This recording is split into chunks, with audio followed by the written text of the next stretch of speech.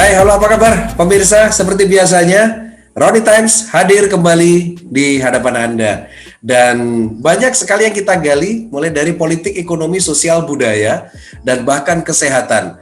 Kalau beberapa waktu yang lalu kita berdiskusi tentang stroke, siapapun bisa terserang stroke dari berbagai kalangan usia.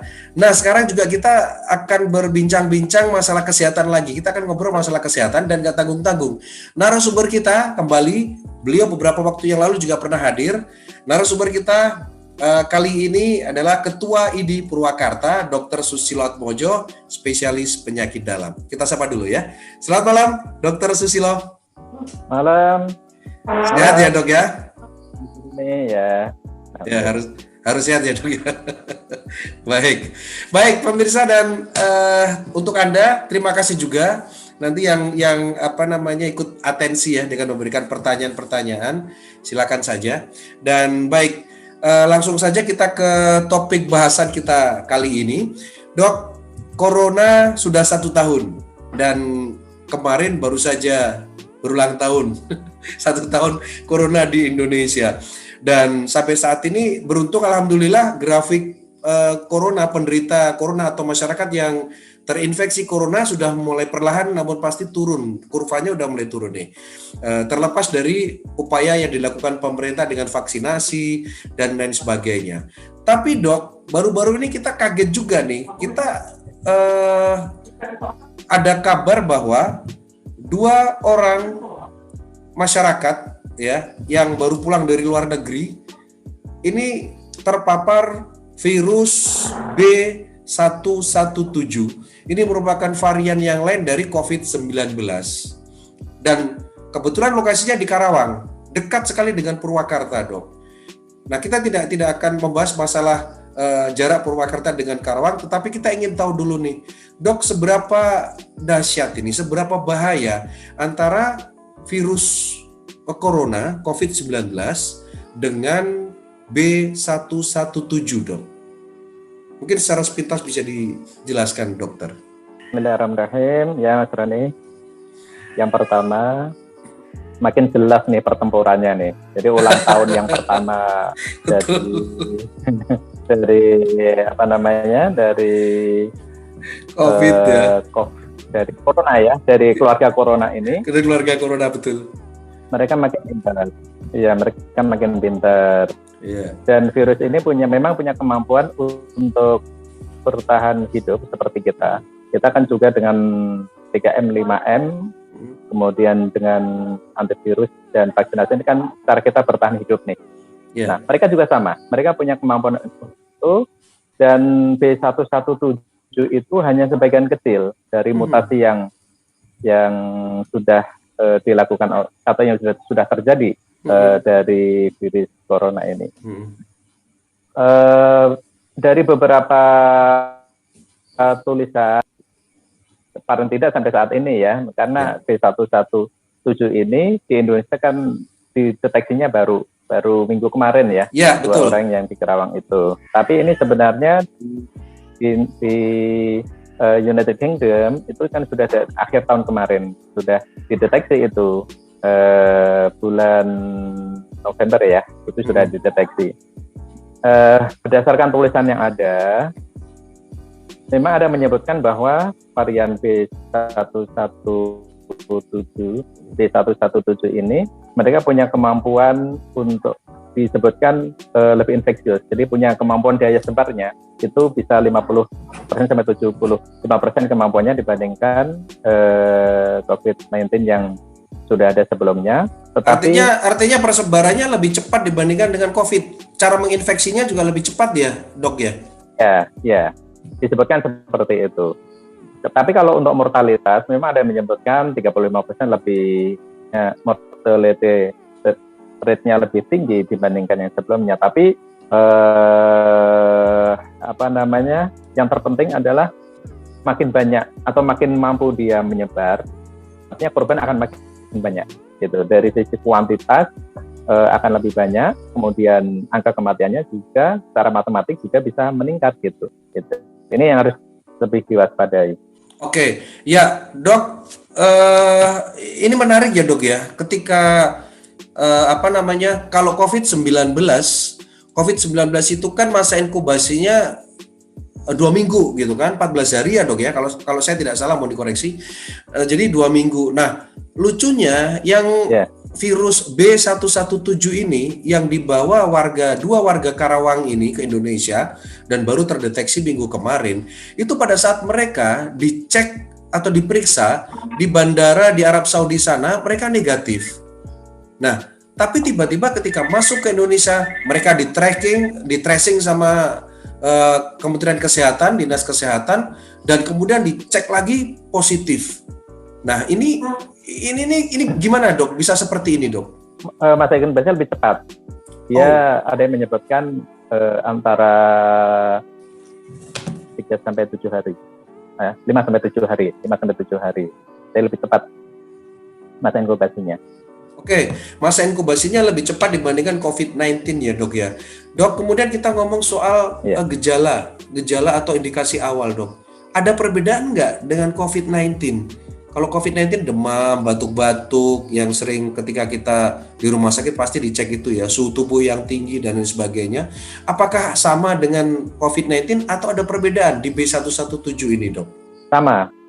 Cara masuknya juga sama, ya mereka melewati lewat reseptor ACE ya di saluran nafas. Gejalanya praktis sama, hanya memang ada beberapa yang menyebutkan nyeri badan lebih dominan, gitu. Ada yang menyebutkan seperti itu, nyeri badan lebih dominan, nyeri-nyeri sendi lebih dominan. Tapi kan itu tipikal semua virus itu seperti itu. Jadi seperti demam, kemudian batuk, nyeri menelan. Standar pada sesak napas sama dengan waktu yang lain sama. Oke dok, sama tanda-tanda atau gejala klinis awalnya sama ya dok. Nah sekarang kalau kita ngomong soal vaksin nih, vaksin di kita ini kan ada Sinovac ya, yang direkom oleh pemerintah adalah Sinovac gitu kan yang dipakai. Nah sementara Sinovac sendiri berdasarkan uji klinis dia memang bisa jadi penghambat lah untuk virus COVID-19. Nah, untuk B117, apakah ini juga vaksin Sinovac ini efektif atau bagaimana, Dok? Sudah ada informasi belum dari ID Pusat atau dari hasil riset dari teman-teman di ID Purwakarta, Dokter? Kalau dari riset di Purwakarta belum. Tapi yang disampaikan oleh Prof. Zubairi dari PPID menyampaikan bahwa vaksinasi dari Sinovac yang kita pakai ini masih bisa untuk mengcounter atau mengatasi varian B117. Gitu. Oke, baik. Terus kemudian dok, kalau COVID-19 itu kan ada yang mengatakan dari kelelawar, kemudian ya seperti itu gitu kan.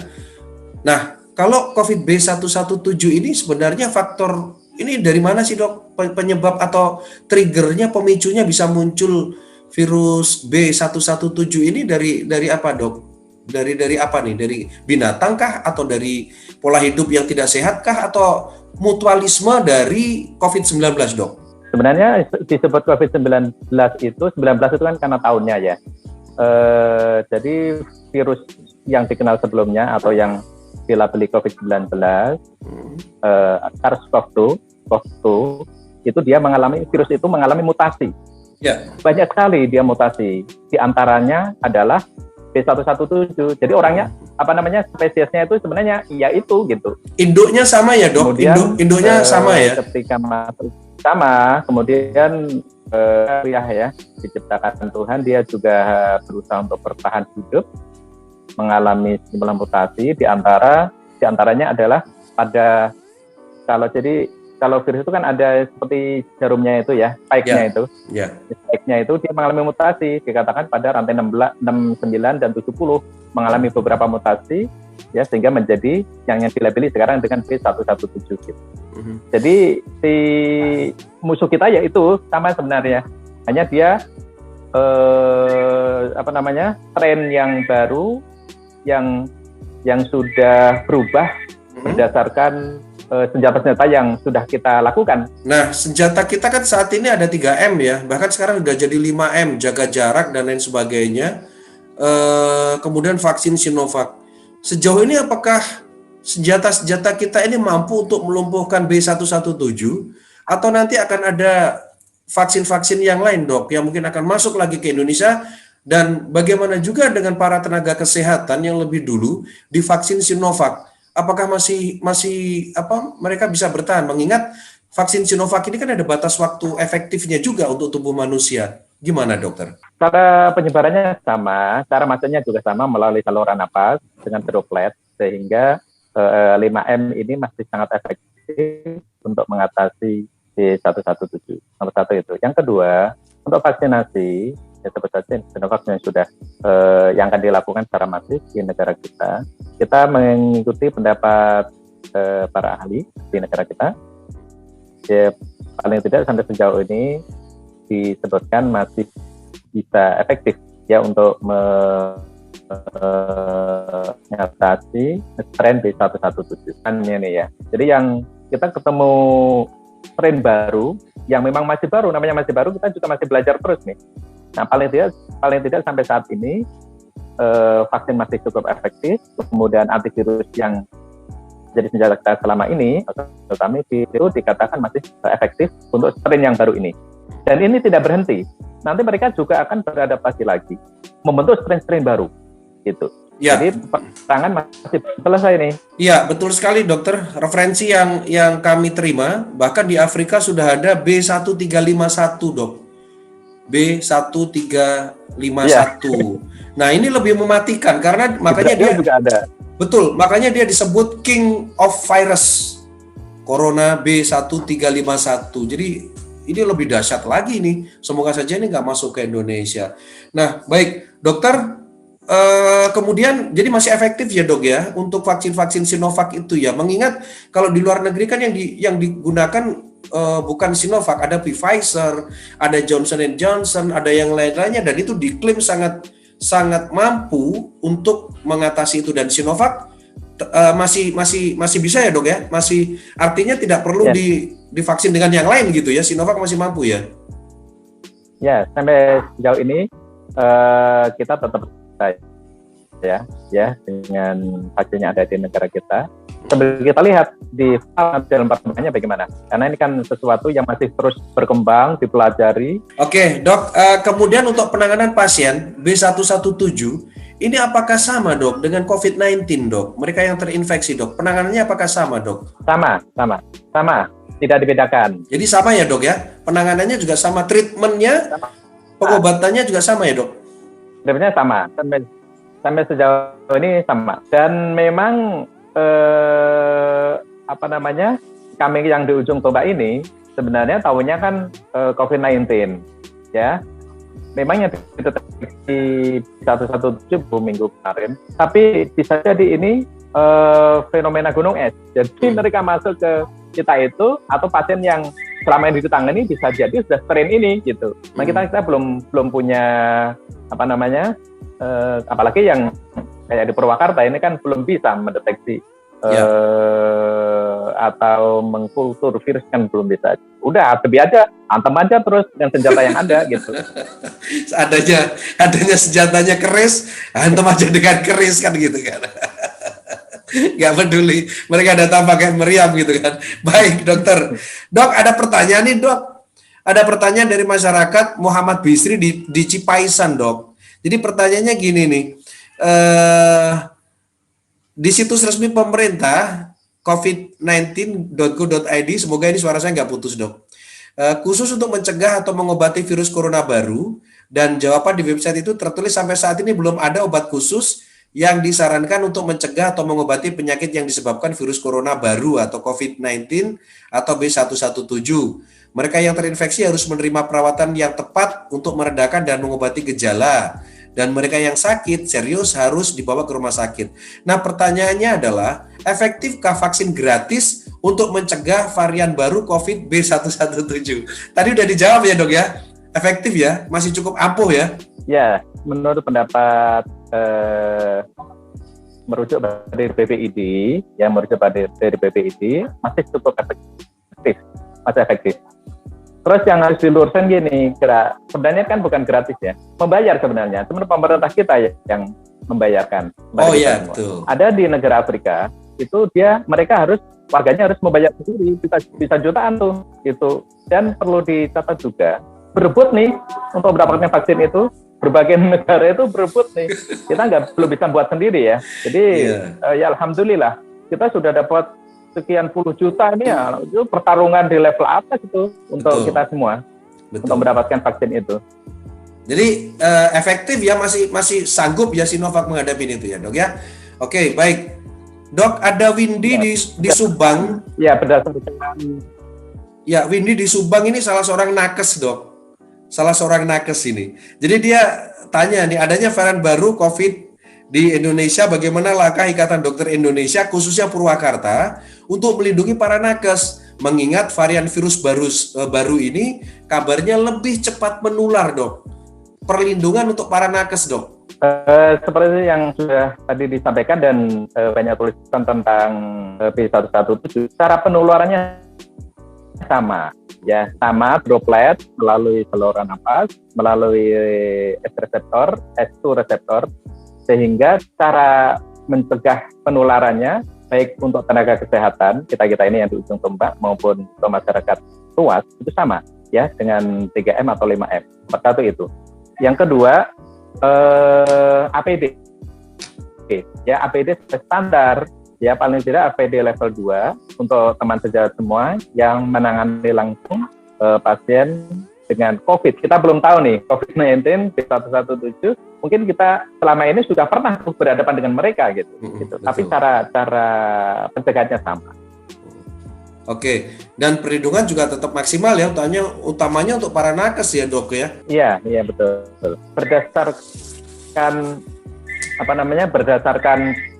analisis yang cermat tentang sasaran vaksinasi, tenaga kesehatan ini kan karena termasuk kelompok yang rentan terinfeksi atau terpapar, sehingga menjadi prioritas. Alhamdulillah pemerintah kita menganalisis ini dengan cermat. Kemudian yang kedua, selanjutnya pertimbangan berikutnya adalah yang mortality rate-nya tinggi, yaitu usia 60 tahun ke atas. Nah, ini juga menjadi sasaran berikutnya.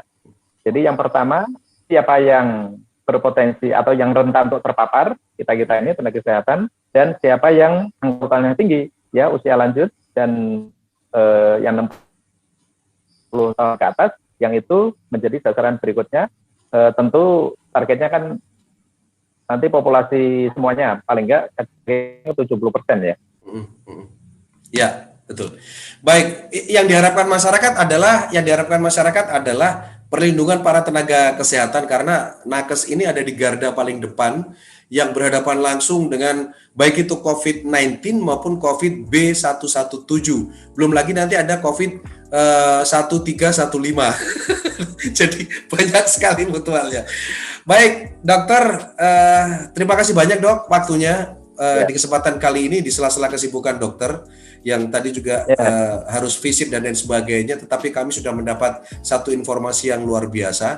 Terima kasih, Dok. Salam untuk teman-teman dokter, anggota ID se-Purwakarta. Kami tetap mendukung para tenaga kesehatan, utamanya para dokter ya, untuk terus berjuang, untuk terus memberikan yang terbaik, mengabdi pada bangsa dan negara dengan memberikan layanan maksimal terkait dengan COVID-19 dan COVID B117 ini. Dokter, terima kasih. Selamat malam, Dok, dan selamat bertugas, Dokter Susilatmojo, spesialis penyakit dalam. Terima kasih kembali.